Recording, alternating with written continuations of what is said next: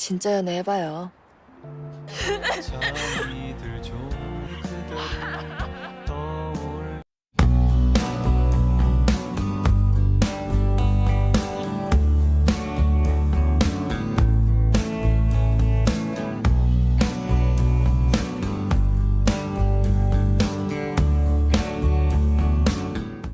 Halo guys, kalian sedang bersama Mayami. Kali ini kita akan lanjutkan lagi bisnis proposal ke episode yang ketiga. Tanpa basa-basi, langsung saja kita masuk ke alur ceritanya hanya di Mayami.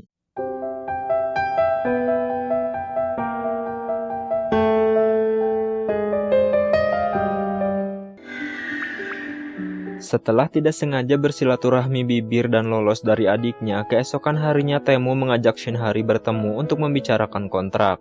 Kontrak ini sebenarnya terlalu berat untuk Shinhari karena yang melanggar wajib membayar kerugian 100 kali lipat. Namun karena Taemu akan menggugat Hari karena melakukan penipuan tempo hari, ia pun mau tak mau menyetujui kontrak perjanjian untuk berkencan itu. 저기 보이시는 내용을 외우시면 됩니다. Sekretaris Cha Sung-hun kemudian memberikan arahan singkat yang harus Hari hafal tentang profil dan kehidupan Kang Taemu. Hari kaget karena Taemu ternyata lulusan Harvard University, pria jenius dan pandai berolahraga. Belum lagi kehebatan Kang Taemu dalam memimpin perusahaan. Cha Sung-hun juga sudah mengatur dan merekayasa tentang bagaimana awal Taemu dan Hari berjumpa, juga bagaimana latar belakang orang tua Hari. Karena Taemu tidak mau jika Hari melakukan sedikit pun kesalahan ketika nanti bertemu dengan kakeknya. 그때까지 정리한 상황 제대로 외워와요. Malam harinya mereka pun memantapkan rencana mereka untuk menipu kakeknya Kang Taemu. Sesuai kisah yang dibuat oleh Cha Sung-hun, Hari dan Taemu pertama kali berjumpa di New York di tengah guyuran hujan sambil ditemani lantunan indah biola. Tidak sengaja mereka bersenggolan dan kemudian jatuh cinta pada pandangan pertama. Namun Kang Taemu menolak kisah itu karena ia sangat membenci hujan. 정말로 안 바래다 주셔도 괜찮은데.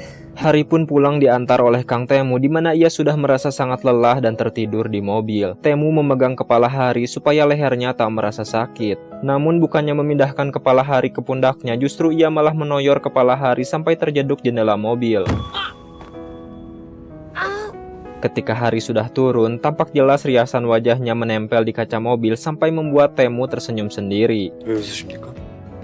아무것도 아니야. Di sisi lain, ayah Yongsu tetap bersikeras supaya Yongsu tetap melakukan kencan buta, namun Yongsu bersikeras mengatakan tak mau dan hanya ingin menikah dengan pria yang membuatnya jatuh cinta. Ia mengatakan kalau ia tak ingin seperti ayahnya yang menikah karena perjodohan dan berakhir dengan perceraian. Ia tak ingin ayahnya terlalu mencampuri urusan cintanya.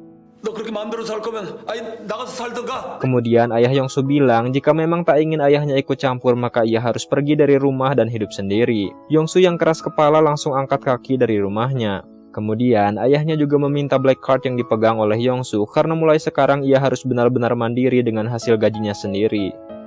자, 다들 박수. 그만들 하세요. Scene beralih ke ruangan rapat di mana kepala divisi marketing diminta laporan mengenai perkembangan produk mereka. Kepala tim itu dengan sigap menjawab sesuai laporan yang sudah disiapkan oleh bawahannya. Taemu berkata jika hanya bisa membaca laporan yang dibuat oleh bawahan, lebih baik lain kali tak usah ikut ke ruangan rapat. 자 그럼 다 하나 끝 얘기하죠. Begitupun divisi penelitian makanan yang mana Shinhari termasuk di dalamnya. Mereka harus mencari koki baru karena koki yang lama terjerat skandal sehingga Shinhari mengusulkan untuk bekerja sama dengan Wu. Karena selain tampan, Wu juga terkenal dengan masakannya yang sangat enak.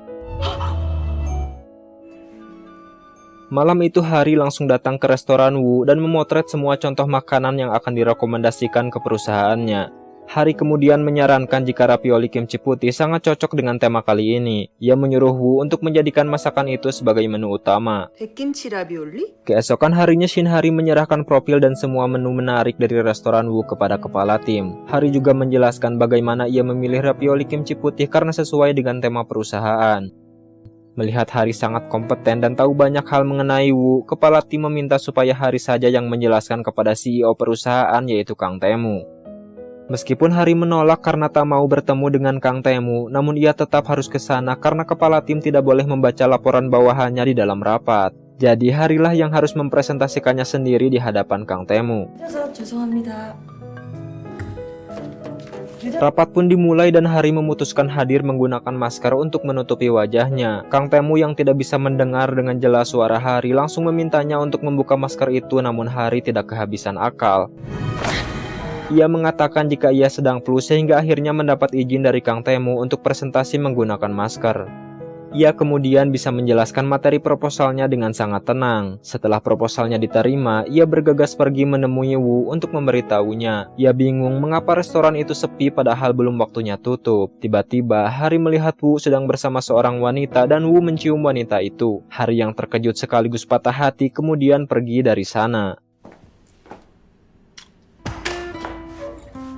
Ia duduk di sebuah halte bis lalu sebuah pesan masuk dari Woo. Woo meminta maaf karena tak memberitahu kepada Hari kalau ia kembali berkencan dengan Yura. Yura ini adalah mantan kekasih Woo yang sempat putus. Sementara Hari sudah menunggu Woo selama 7 tahun dan berharap putusnya Woo dan Yura bisa menjadi celah supaya Woo bisa jatuh cinta kepadanya. Namun Woo justru malah kembali lagi bersama Yura. Ketika bis yang ditunggu sudah datang, Hari tak sengaja bertabrakan dengan seorang pria, sementara saat itu Kang Tae-moo menelponnya. Hari sempat mengangkatnya namun tiba-tiba HP-nya jatuh ke dalam selokan. Ia kemudian hanya bisa menangis meratapi hatinya yang begitu sakit dan ternyata tangisannya didengar oleh Kang Tae-moo. 안 아플 줄 알았는데 너무 아파요.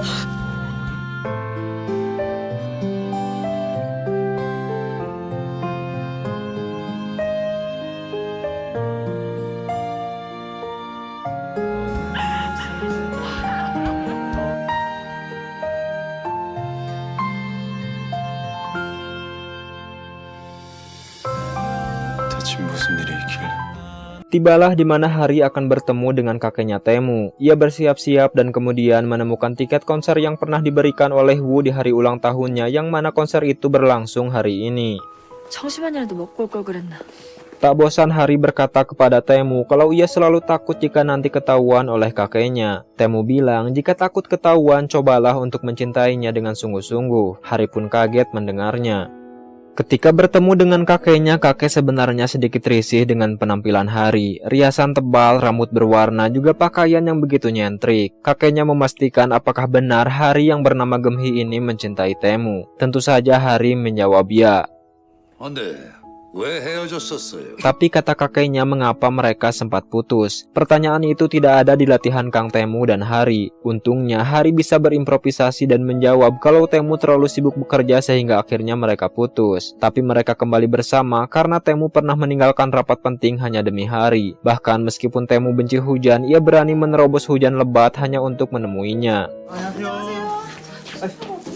Di sisi lain, Yongsu sudah mendapatkan rumah baru dan mulai memasukkan perabotan ke rumahnya. Ternyata ia bertetangga dengan Cha Sung-hun. Sung-hun merasa kalau tetangga barunya ini pasti sangat berisik. 진짜를 섞어야 애기가 리얼해지죠. 그러니까 진짜 뭐라도 되는데 착각하지 말고. Setelah makan selesai, Tae-moo menegur Hari kenapa ia menjawab hal yang tidak berguna. Ia menegaskan supaya Hari tidak membicarakan hal tidak berguna selama mereka menjadi pasangan. Perselisihan mereka tertunda karena kakek mengajak mereka makan bakpao di tempat biasa kakeknya makan.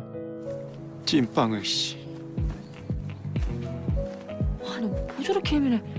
Hari dan kakeknya Tae-moo ternyata sangat menyukai bakpao di tempat itu dan mulai saling bercanda mengakrabkan diri. Kakek meminta maaf karena sudah menilai Hari lewat penampilannya saja. Ia juga berterima kasih kepada Hari karena telah menjadi kekasih cucunya dan ia ingin menitipkan Tae-moo untuk kedepannya.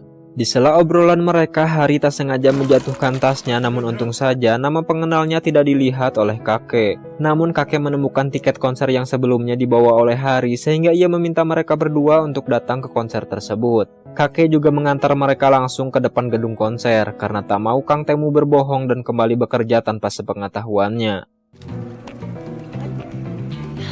Kembali kepada Yongsu yang sedang menikmati ruangan barunya. Ia begitu nyaman dengan aroma sopa yang baru saja ia beli. Tiba-tiba ia melihat kecoa lewat sehingga ia pun langsung berlari keluar dan ternyata Sung-hun juga sedang berada di luar.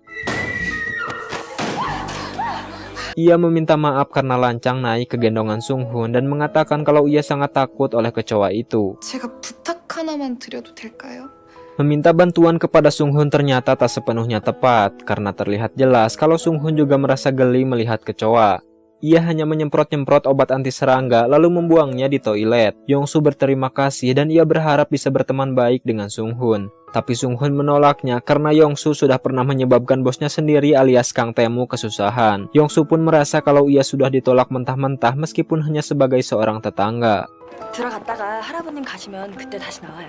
Taemu dan Hari akhirnya masuk ke dalam. Taemu yakin kalau kakeknya tak akan pulang sebelum mereka berdua masuk ke konser itu. Di konser itu setiap orang yang membeli tiket dipersilahkan menulis apa saja dan akan dibacakan oleh si penyanyi di tengah konser tersebut. Dan ketika tiket Wu terpilih, isinya adalah Wu membeli tiket konser itu sebagai hadiah untuk temannya. Wu dan temannya sudah berteman selama 7 tahun dan temannya ini sampai sekarang belum pernah memiliki pacar. Wu berharap temannya ini datang ke konser bersama kekasihnya, dan kemudian Wu merequest sebuah lagu yang membuat Hari menangis. Lagu itu ternyata punya kenangan mendalam bagi Hari dari setiap penantian Hari selama ini sampai ia tak bisa menahan air matanya. Taemu pun menyodorkan sapu tangannya.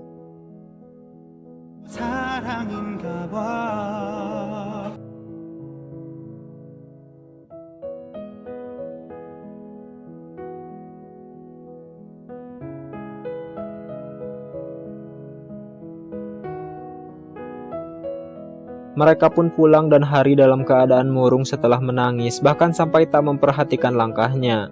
아픈 좀 보고 다니죠. 고마워요. Hari pun menceritakan kalau ia menyukai teman lelakinya yang sekarang sudah rujuk bersama mantannya. Taemu pun menghibur Hari dengan cerita sedihnya karena pernah mengalami kerugian di perusahaannya. Tapi ternyata hiburan itu berhasil karena Hari merasa aneh ada orang yang sempat-sempatnya membicarakan bisnis perusahaan di tengah kesedihannya. Hari meminta maaf karena seharian ini ia merasa berlebihan dan banyak membuat Taemu tersinggung. Ketika mereka memesan makanan, Hari mendapat telepon dan ia sedikit menjauh. Tiba-tiba sebuah bola jatuh di matanya. 이거라도 재고 있어요. Melihat betapa Kang Taemu perhatian kepadanya, ia pun menyarankan supaya Kang Taemu segera mencari kekasih yang asli daripada membuang-buang waktu seperti ini. Melakukan hubungan palsu seperti ini tidak ada masa depan untuk Taemu. 대신에 이거 드릴게요. Ia pun memberikan sebuah hadiah yang ia dapatkan di konser tadi. Itu adalah hadiah kecil sebagai pengganti es yang sudah Taemu belikan untuk mengompres matanya. Di rumah Taemu membuka hadiah itu yang ternyata isinya adalah sepasang boneka lucu. Ia pun termenung memikirkan perkataan Hari untuk mencari pasangan asli ketimbang menghabiskan waktu dengan hubungan palsu mereka. 니는 어떻게 생각하냐? Keesokan harinya di kantor, Shin Hari sudah menyiapkan penutup mata karena tak mau Kang Taemu melihat matanya yang bengkak. Tapi di lift justru ia bertemu dengan Taemu sebelum memasang penutup mata itu.